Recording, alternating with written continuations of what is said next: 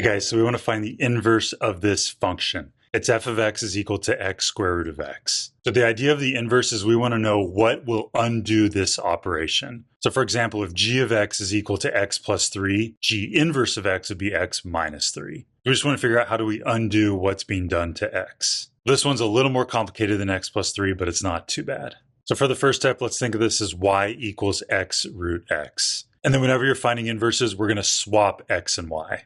And our goal is to get y all by itself again. And when we're done, that's going to give us the inverse operation. Well, first step, let's rewrite this in rational exponent form. So y is just going to be y to the 1, and square root of y can be written as y to the 1/2 power. And now we can add these two exponents. So we have y to the 1 plus 1/2. Now 1 plus 1/2 is 3/2. And now to get the y by itself, if we exponentiate both sides to the 2/3 power, on the right-hand side, these are going to multiply by each other. And 3/2 times 2/3 is equal to 1. So the right-hand side is y. And now we have y all by itself. Let's rewrite this y as f inverse of x. And x to the 2/3 power is the same thing as the cube root of x squared.